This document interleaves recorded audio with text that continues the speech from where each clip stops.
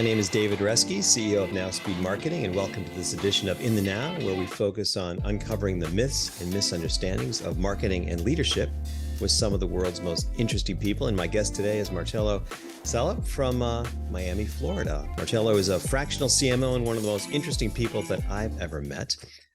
He spent years with large ad agencies running big campaigns for amazing brands around the globe. Marcelo, welcome to the show. Thank you very much. If they could see me now, I'd probably be blushing. What can I tell you? So thanks. Yes, well, you've had some amazing experiences, and I'm looking forward to exploring a lot of that with you. And I got to tell you, if this was a lifestyle podcast, I would love to spend an hour talking about your experiences in travel and photography and meeting celebrities and living your best life. But just to give our listeners a slice of your life experience, tell me how many countries you've lived in and maybe what was one of your favorites. So I haven't counted them. But, down the list, I lived in the Dominican Republic. I lived in Mexico twice. I lived in Buenos Aires. I see my connection is unstable. Sorry. I lived in London, New York, Hoboken, and late in Cyprus. Actually, I just moved back from Cyprus to Miami last year. So a lot of countries, 3 continents.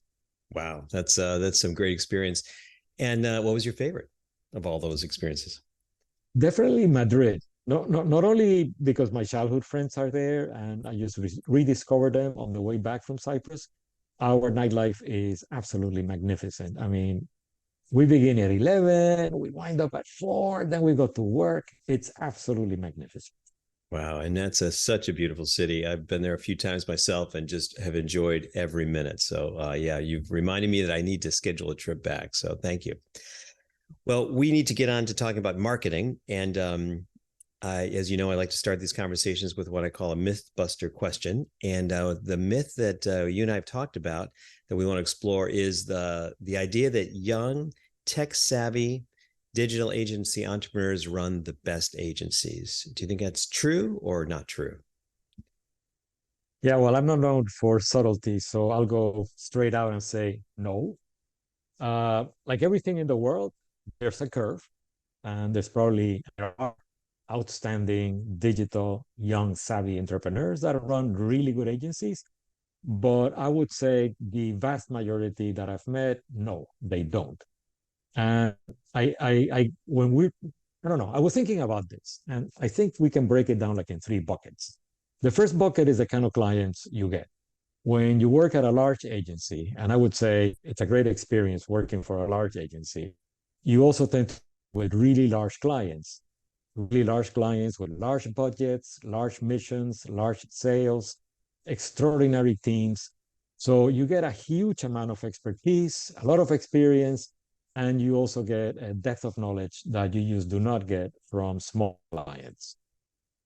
There's a second aspect to it, which is, and if you go around LinkedIn, you see this a lot. There's this huge misconception that corporate teams are always stupid and dumb. In my experience, that is not. I have worked, I don't know, easily with 30 really iconic brands, from General Motors to Coca-Cola, McDonald's. By and large, the teams are really good. Bunch of smart guys, women, I mean, like smart people. Not only smart people, they're very driven, they're ambitious, they're clear in their thinking, they're highly motivated. It's a pleasure working with about 90% of them. You always get, the outliers. But in general, I have found the large client teams to be extremely good. And finally, this whole thing about the early entrepreneur, one of the, as I mentioned before, is I just don't see the depth of experience that really allows them to look at a client and see every aspect of the client. And by that, I mean, you got to extract yourself from, I don't know, SEO and content marketing and figure, do we use television? Should we go radio? Do we do content? Do we do PR? What is the effect of distribution? There's a lot of disciplines that go into managing a large client that do not happen in small agencies or, with smaller clients. Yeah. So having that broader perspective really comes from experience. And so it feels like maybe if you're a young entrepreneur, you're starting out, there might be a role where you're really tech savvy in one area, but it's hard for those folks to get the broad experience. Let's just talk about some of your experiences in that area. So you talked about, like, the experience you get working from a large agency. And I come from a relatively small agency, right? So now Speed, we've got about 30 people on staff, but we work with a number of good sized brands. And you have that experience of working with different kind of companies with different kind of budgets. But in your experience, what do you gain from that large? Let's talk about that first slice you had, the large agency. What are you gaining from that experience of working with a big brand? What do you get from working with Porsche and GM and Alfa Romeo that you don't get when working from Joe's IT shop down the street, or Sue's bakery that you're doing marketing for? Let me give you two experiences. The first one speaks really badly of me. The second one, of course, is the one I want people to remember, speaks highly of me. But let's talk about really bad reflection of me. We get the brief for a Colgate product that we're launching. I can't remember, some shampoo or something. And so I look at share of voice, share of market, a whole bunch of KPIs. I go straight into the brand manager and I tell him, this is never going to work. You're assuming this kind of distribution, this kind of KPIs for this, it will never work. So the director of marketing of Colgate, Ted Williams in Mexico, calls me up. And, well, he doesn't call me up. He looks at me straight in the meeting and says, you must be really stupid. And I go, yeah, probably. Well, you didn't look at the percentage of distribution points that we have, what they call distribución ponderada in Spanish, or weighted distribution. And you don't realize that we sell in the largest supermarket chain in Nuevo León, which is all of northern Mexico. Therefore, you haven't calculated the fact that we're reaching like 5 million more people than you think. You didn't read the entire brief. And I go, wow, yeah. That is the kind of knowledge you get from working with really good teams and really good clients. They look at everything. Just, it's amazing. So now from then on, I will never forget. So it was a lesson learned. I was embarrassed in front of 5 or 6 really top people in Colgate, but I learned the lesson. I never forgot it. Now, about it. I was part of the team that relaunched General Motors in 1987 or 88, something like that, in Mexico. They transitioned from 8 cylinders, from V8 to V6. Therefore, we had to relaunch them because the whole image went down the drain. I walked in, I started looking not at the brief from the client, which was very simple. We need to sell X amount of cars. But I started looking at people who buy cars. So I did a quickie analysis. And we discovered that the Buick Century, which was the most expensive one, was 19.6 years of minimum salary of a worker. Therefore, we're not selling to normal people. So basically, I took the television budget, cut it like in about half, because I couldn't cut it less because I would have a revolt. Then we bought everything else. We were the third company to advertise illegally in cable in Mexico, because my analysis showed that people, had the kind of need they tended to be in cable. Not only that, they tend to be, and I did a whole bunch of market research, they tend to look at American football. They were really fans of the Dallas Cowboys for some reason. So we switched the entire budget to a lot of print, because in those days it really made sense. We bought a huge amount of cable. As I said, we were the third largest. We bought from 850 radio stations that existed in the country, we bought like 400 of them. So that was, I mean, you deal with a client that big, and all of a sudden you realize you have a huge budget, but you also have huge needs. And I really learned how to look at a budget in a very holistic way. At the time, it was the biggest media budget I had ever done. It was probably $20 million for the, and the largest budget was the largest budget that I then ever handled was later on for Food Con and Belding, like around 1991, 92, something like that. It was $100 million for Colgate. So when you have $100 million to buy, all of a sudden you realize just the vastness of the needs of the client, and you know the experience of buying hundreds and hundreds and hundreds of media. Yeah.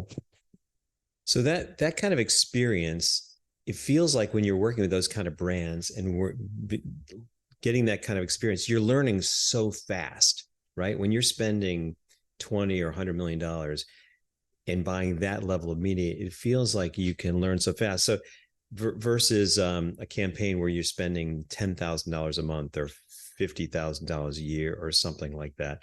So and you learn from those experiences too. We all learn from our experiences, but that gives you that kind of that deep experience across a wide variety of things that you just can't get from those smaller campaigns. Is that kind of what you're saying? You're learning faster? well, you learn faster two ways. You learn faster because you make errors that are bigger, so people will hammer you on them, and you learn faster from that, right? So somebody slaps you in the middle of a meeting and say, "Are you stupid?" And then, yeah, I am. So please teach me. And then the second aspect of it is you learn because of humility. Please teach me. So I was lucky. I chanced into one of the worldwide media directors in the world, a guy called Roger Godbeer, who was the worldwide media director for Colgate. He didn't like me at all, especially the first year. He just truly did not like me. And he absolutely the floor with me. And I was absolutely unprepared for managing 36 brands on air of that magnitude. But I learned fast. The second year was a draw. The second year, he was not happy, but he was not unhappy. And I was not happy and not unhappy. He didn't wipe the floor with me. We shook hands and he left. The third year, I won every round. And I mean it. I got Colgate into cable, into alternative magazines, those Pulp Fiction magazines, and all of that. I learned really fast from the managers, absolutely top of the line. And I'm still friends with them. And this is like 30 years. I'm still friends with Carlos Cordero, people like that. So the fourth year, he sent an email saying, I don't have to be there. You're in good hands. Marcelo can take care of this. So I was lucky that I had a lot of teachers like that who taught me along the way.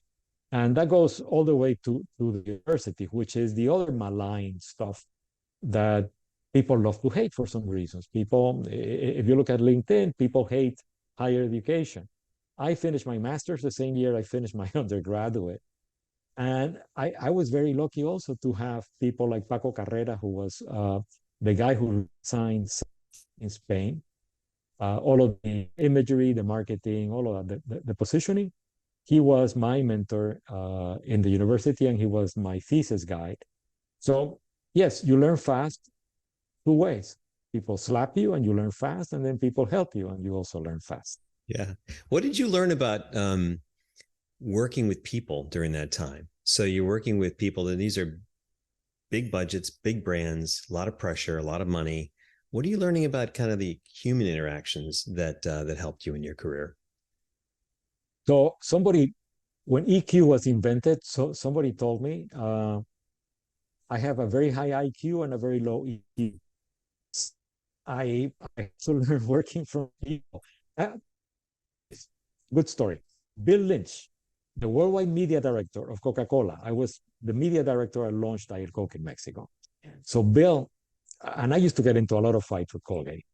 With the CEO, not so much, once or twice, but with the brand manager, Alejandro something or other, yeah, man, I got into a lot of fights. I was kicked out of the building 3 times.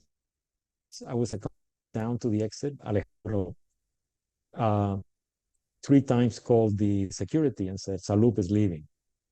And Bill used to call me up, Bill Lynch, and said, human, please, just be human. I learned later on in life that, you should be human.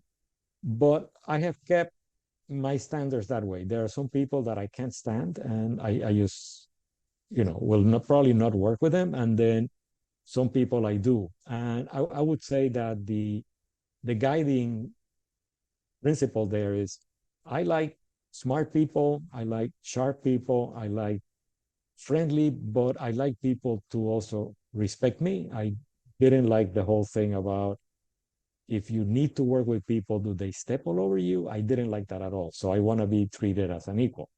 And that, of course, speaks really badly of my ego, and that's the way it is. What can I tell you? But I have been lucky. I have been lucky. I've met really tremendous people along the way, people that I still keep in touch with. So that's what I learned. I learned to work with the people that I really, really liked. And I hope that they also, along the way, I guess that being friends for 30 years shows something. I am I'm really bad at that. My EQ is low. What can I tell? Well, it sounds like you've made it work. It feels like, tell me about like the relationship of an agency um, with a brand at that level. So you're an agency. The agency can be what, fired at any time. Is there a tenuous relationship? Is there a long-term relationship? Do the brands have this deep trust and respect for the people? Do they look for turnover? What's that relationship like, and how do they manage those long-term relationships at that level? At the very top, I would say we integrate ourselves into the entire thinking of the brand. David Cole, who was one of my best friends, and rest in peace, he died of cancer in 2003, I think. No, yeah, 2003. I'm still godfather to one of his sons. So David used to bring a really good example. He would take an egg and a rock, and then he said, if the rock hits the egg breaks. If the egg hits the rock, the egg breaks. We are the egg, guys. So we respect that it is the client who actually makes things, pays costs, whatever, sets. Uh, Phones. I was part of the team that relaunched Samsung. I loved every second of it because they made so many things. But a good agency will respect the fact that the client is the company that actually creates value. And the client has to see, and we have to prove it to the client, I guess, every day, that we are not, let's say, the keepers of the brand. The client is the keeper of the brand. We're helping the client create a brand that is solid with as many consumers as possible, but it's a secondary role. And I think that's the way we keep the peace. Every time that I've seen an agency think that they are the keepers of the brand or that they are somehow equal to the client when it comes to value building, that relationship dies and the agency loses the client. Funny enough, you never hear of a client losing an agency. It's always agency losing a client. And that has to show you really what it's all about. The client creates value, and we help the client create value by knowing a lot about, fairly limited things. Their consumer, their media, their creative, but we don't know everything about the client. If I can add something, that's why I laugh when somebody says, "Oh, you're an advertising agency, we're a marketing agency." No. Marketing from the client point of view includes packaging, formulation, pricing, distribution, merchandising, discount stores, shelf presence. It's a very complex thing from the side of the client, and a good brand manager, brand director is essentially a guy who's running a multi-billion-dollar business. He just has a steady paycheck, but they run real businesses.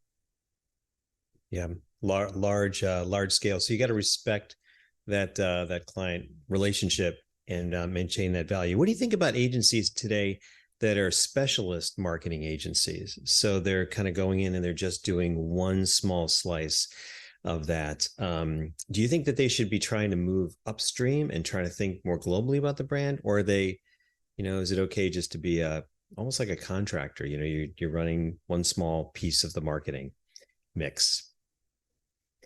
I absolutely respect any agency that decides this is what we're going to do. I think sometimes that they make strategic mistakes on the way where they kind of sell themselves for more than they are. I've seen examples, but if it turns you on, if SE example, I've been researching some agents. Some of them only specialize, I don't know, in funnels. If it turns you on, if you really, really like that, but you also have to accept consequences. So you're never going to be a major part of a large client because by definition, you're a niche. But I truly agree with that. I think that if an agency, for example, is turned on by content marketing and they only want to do content marketing, they should, because then they will be excellent at it because it turns them on. If it doesn't turn them on, that's not a good idea. And they won't on, why not? Yep. And so, in your current role as a CMO for companies, what do you look for in an agency? What's most important to you when you're selecting agency partners? So do they understand the that's the basic I don't know, bar. And I had this problem when I first moved to the US, where for the first time I heard something like women 18 to 49. And I was thinking, what? That includes my wife, who at 50, just one day, she said, hey, I'm getting a new car. And then she got a new car. Like that. She didn't consult me. She just bought a Mercedes because she liked them. And that also includes my daughter, who had nothing. I mean, she didn't have two, like we say in Spanish, 2 cents to rub together. So I never liked that. So when you're looking for an agency, you really want to get an agency that thoroughly understands the consumer, but they totally understand segmentation of the consumer. Today, when we talk about segmentation of the consumer, and I just finished a project like that, you're also talking about a vast amount of data enhancements, PII. I mean, like, you really got to sit down and say, let's analyze all of the consumers. How much value do they bring? What is the lifetime value of all of these consumers?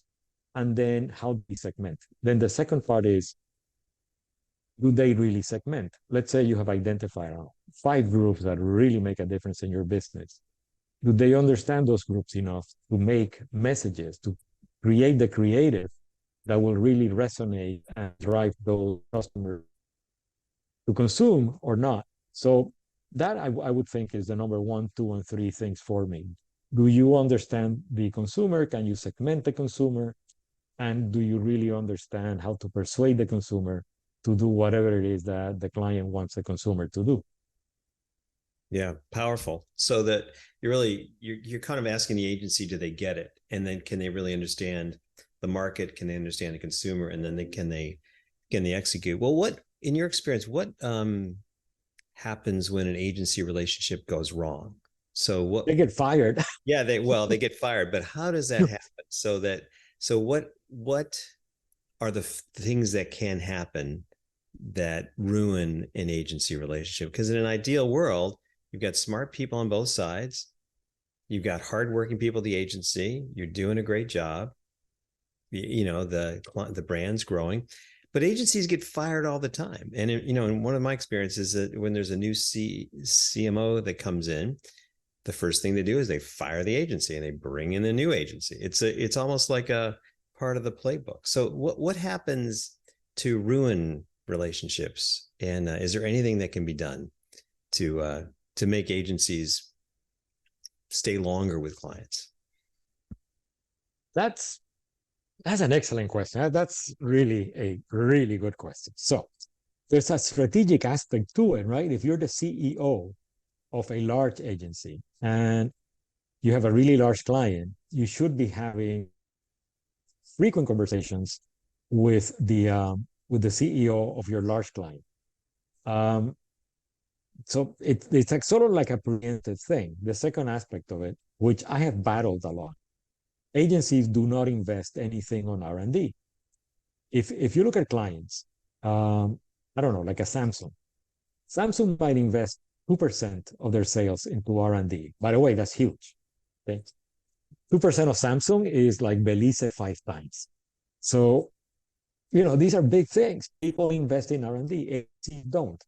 So a proactive agency will be showing the client in not an overbearing way, but like in a friendly way, how much they're contributing to their business. Either, you know, like, hey, we did this campaign and, you know, this and that, you know, so you're showing results. Where it really goes wrong, in my experience, is when the agency really thinks for a moment that it understands the customer better than the client does, without any proof. So they try to be, you know, more Catholic than the Pope in a way. And the client also resents that because the client sees the whole package with distribution, and they see the pricing and they see the formulation. So that is the, I don't know, the most by the book kind of breakdown. At that point, you can see things will start going downhill. But there's many other things, personality clashes, you know, where the CEO of, you know, the agency or the client and the other one. And you're right, when a CMO comes in, and that doesn't happen in the huge ones because, you know, you can very well move, I don't know, Procter. You know, Procter has an advertising budget of $3 billion. You move $3 billion from one day to the other. You might move, you know, 2 million. That's not a big deal. Like 3 billion, that's a completely different story. But yeah, that happens. And then honestly, if it goes to the point, there's not really that much that the agency can do. I would say the best thing, wish them well, end the relationship friendly, and make sure that the client doesn't badmouth you. And I don't want to sound like subservient to large clients. I have walked away from clients, big and small. I really have. You just don't have to take the person, but really, yes, the client has that that prerogative. I have seen many more breakups that are uh, almost always money driven. For example, when I was at McCann, we managed Camino Real, which is the largest hospitality company, or was the largest hospitality company in Mexico. We had 14 hotels. At some point, two of us went to Carlos Herranz, the CEO, and said, Carlos, this is untenable. I have 5 people on that account. The account only has, you know, bills like $6-7 million. Can't do that. General Motors bills $20 million, and I have the same number of people. So either get more revenues from them, or, you know, do something. My P&L is not going to suffer because of this. So Carlos broke up with Camino Real. He called Gorospe. Said, listen, we love you and all of that, but like right now, you're not really profitable. We're really underwater with you. Sometimes it's like that. I would say like the old saw about uh, every happy household is the same, but every unhappy household is unhappy in its own way. Every happy relationship with a client is pretty much the same. The agency is helping, the client recognize that the agency is helping, the agency is integrating itself into the client business and being an active and positive participant. But every breakup, it's a completely different situation. You never know. Some of them are really funny. I mean, some of them are just, you know, I can't stand this guy. Okay, well, you know, fine, quit. And then, you know, they quit.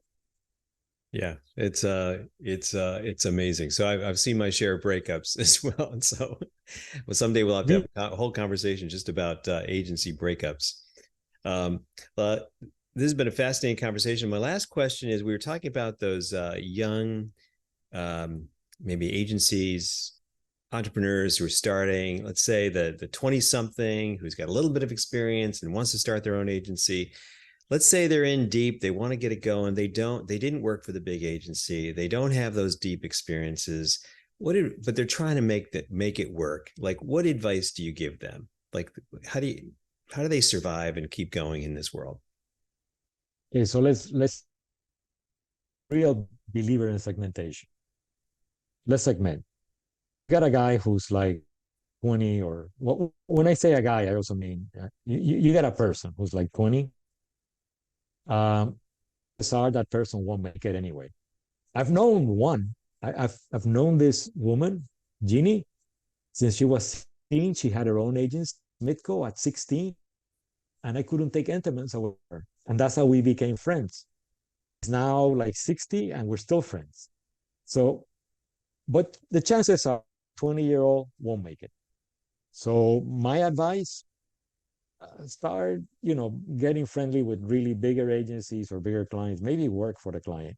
So the 30-year-old had that kind of experience, yet one of his or her own agency.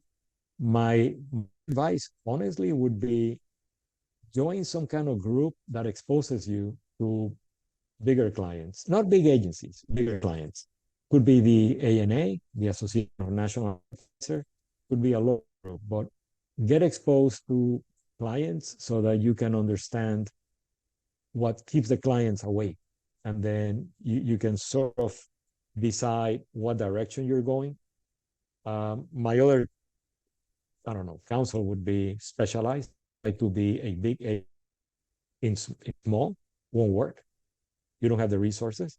So maybe specialize in either something that really turns you on or something that you're amazingly good at, and then offer that.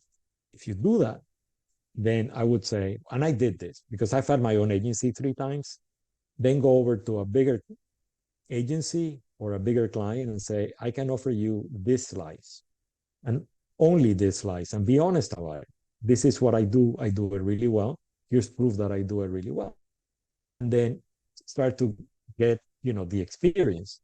At 30, you should still be humble enough to recognize that there's going to be a ton of people who know much more than you do. So try to absorb knowledge. I was born absorbing knowledge. I love absorbing knowledge. Then if you want to start your agency after 30, that's great. I mean, like by that time, you've probably experienced, you have probably had the ability to summarize experience, kind of get into like the world or your industry anyway. So at that point, it's really good. And probably my last agency was when I was like 40. The Rojas, no, it wasn't. Marcelo Salup. And we launched Equifax. I mean, we were a small agency. We're like 3 people, 4.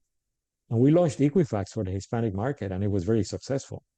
But, by then we all had experience. But if you're 20, I would say, give it a try. Like, realize that the chances are against you, and then try to absorb enough so that you get like a really good, after that, fail fast thing.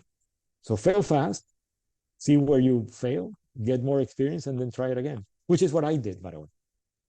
When I opened up my first agency, it was great. We lasted like a year and a half. We launched DHL. We did a couple of things, but we failed fast.